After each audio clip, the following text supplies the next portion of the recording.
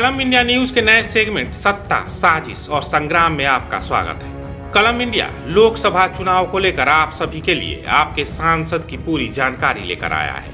हम हर एक संसदीय सीट और उस सीट से जुड़े नेताओं और सांसदों का रिपोर्ट कार्ड आपके सामने पेश करेंगे और पार्टी किस नेता पर भरोसा जताएगी इस पर भी चर्चा करेंगे। आज बात बेगूसराय लोकसभा सीट की।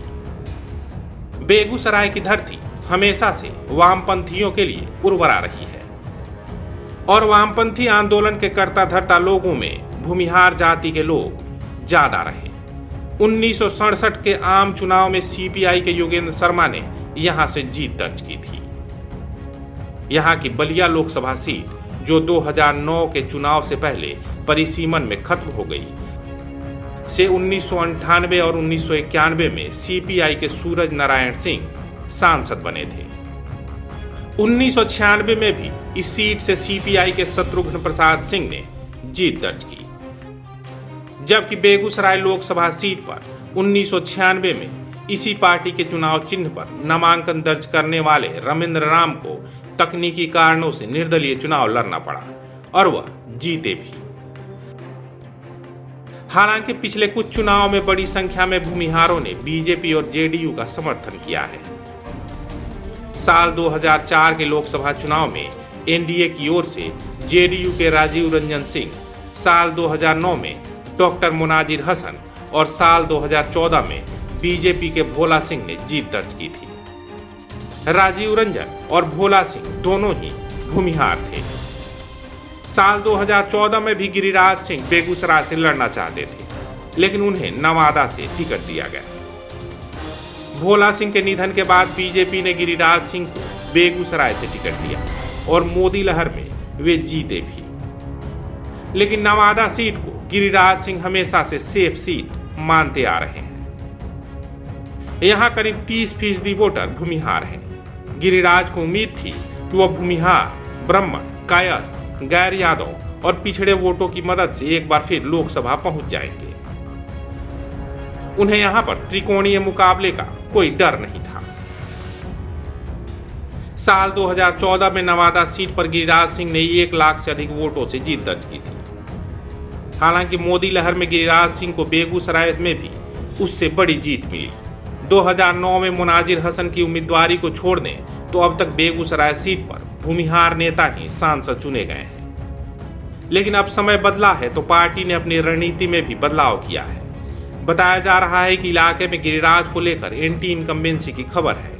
ऐसे में यहां से गिरिराज का पत्ता कट सकता है। बीजेपी ने बेगूसराय में अब तक का सबसे बड़ा बदलाव करते हुए कुशवाहा समाज के राजीव वर्मा को जिलाध्यक्ष बनाकर पार्टी की खाई को पाटने का प्रयास किया। परफेक्शन IAS, UPSE और BPSC फाउंडेशन क्लासेस के लिए समर्पित संस्थान। यहाँ आपको UPSE selected and interview appeared faculties द्वारा गाइड किया जाता है। Separate batches for Hindi and English medium. 65वीं और 64वीं BPSC एग्जाम में 69 और 107 रिजल्ट्स एवं 66वीं BPSC एग्जाम में 131 रिजल्ट्स हासिल किया है परफेक्शन IAS टीम ने। परफेक्शन IAS, कुमार टार, बोरिंग रोड, पटना। गिरिराज सिंह गुट के माने जाने वाले राजीव वर्मा जिले भर के सभी प्रमुख कार्यकर्ताओं से मिल रहे हैं। उनकी कोशिश है कि कार्यकर्ता एक मत होकर एक बार फिर 2024 के चुनाव में यहां से बीजेपी का कमल खिलाए। लेकिन दोनों संसद के समर्थक श्रेय लेने की होड़ में ऐसे जुटे हुए हैं कि पार्टी के लिए भी तय करना मुश्किल है टिकट गिरिराज सिंह को दे या राकेश सिन्हा को। जो हालात बन रहे हैं, ऐसे में इन दोनों में से किसी को टिकट मिलता है तो टिकट से वंचित रहने वाले के समर्थक टिकट पाने वाले को हराने की जोरदार कोशिश करेंगे, जिसके फलस्वरूप महागठबंधन या अन्य प्रत्याशी को फायदा हो सकता है। चुनाव में अभी भी 1 साल से अधिक का समय है। ऐसे में हो सकता है कि नेतृत्व गिरिराज सिंह और राकेश सिन्हा के बदले किसी अन्य को बेगूसराय भेज दे। बेगूसराय लोकसभा क्षेत्र के इतिहास में दूसरे जिले के लोगों को हमेशा प्राथमिकता मिली है। ऐसे में बाहर से आए प्रत्याशी में पद्मश्री सीपी ठाकुर के बेटे विवेक ठाकुर बीजेपी की पहली पसंद हो सकते हैं। वहीं बछवाड़ा विधायक सुरेंद्र मेहता को भी पार्टी टिकट दे सकती है। हालांकि बीजेपी के पूर्व राष्ट्रीय मंत्री और विधान पार्षद रह चुके रजनीश कुमार को भी रेस से बाहर नहीं किया जा सकता है।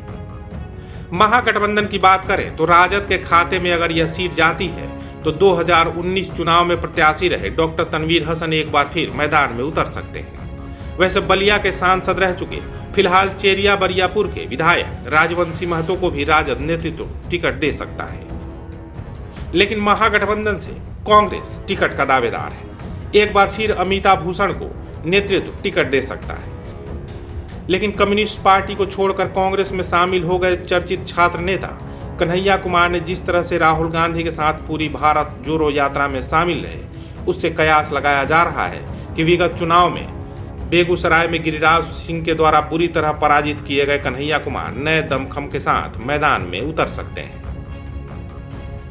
वहीं वरिष्ठ जदयू नेता और पूर्व विधान पार्षद रामवदन राय भी निश्चित रूप से लोकसभा चुनाव के मैदान में उतरेंगे। हालांकि वह किस दल से मैदान में आएंगे यह निश्चित नहीं है, लेकिन जिस तरीके से वे जिला में भ्रमण कर रहे हैं इससे तय है कि वह मैदान में जरूर आएंगे। फिलहाल अभी समय बहुत है और देखना यह है कि अंतिम समय में कौन कौन मैदान में आता है। बेगूसराय लोकसभा में 7 विधानसभा क्षेत्र आते हैं, जिसमें चेरिया बरियारपुर, बछवाड़ा, तेघड़ा, मटिहानी, साहेबपुर कमाल, बेगूसराय और बखरी शामिल है। वहीं मतदाताओं की संख्या की बात करें तो करीब 18 लाख यहां मतदाता है, जिसमें 85% हिंदू और 13% मुस्लिमों की आबादी है। बेगूसराय लोकसभा सीट से आपके सांसद का रिपोर्ट कार्ड पर हमारी खास पेशकश आपको कैसी लगी आप जरूर बताइएगा और कमेंट बॉक्स में अपना कमेंट लिखकर हमें सुझाव भी दे सकते हैं। ये स्टोरी पसंद आई हो तो कलम इंडिया का हौसला बढ़ाएं, हमारे चैनल को सब्सक्राइब करें, वीडियो पसंद आए तो लाइक और शेयर करें। अगर आपके पास कोई सुझाव हो तो हमें कमेंट बॉक्स में लिखें, या फिर ऐसी ही कोई और कहानी सुनना चाहते हैं तो आप हमें कुछ इनपुट्स के साथ जानकारी साझा करें।